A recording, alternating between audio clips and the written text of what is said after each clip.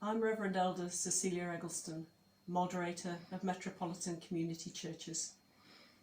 And the images that you see are from my recent visit to the National Retreat in Brazil. ECM Brazil gathered together and we spent time in prayer and vigil for those affected by HIV and AIDS. It was very moving to stand out in the night sky, lighting candles and remembering those that we have lost and those who are still affected by HIV and AIDS.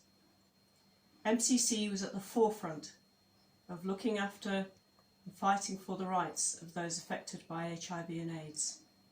And our sisters were at the forefront in looking after those who were affected. MCC churches around the world continue to light a candle, not just on a World AIDS Day, but perhaps every Sunday, to continue to raise awareness. Because we cannot forget, so many people around the world are still affected by HIV and AIDS.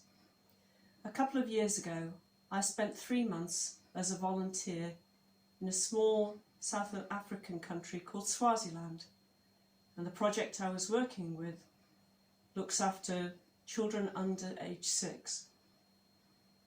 It was a very poignant moment when we were told about what to do if a child fell and hurt themselves and started bleeding.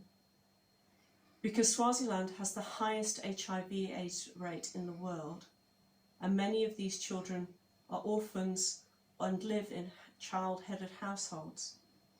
And we were told that if one of these tiny children fell and hurt themselves, if they started bleeding, we were not to touch them, that we were to go and get one of the teachers who were trained to look after them and to make sure that they were patched up and looked after properly. HIV has not gone away. AIDS has not gone away.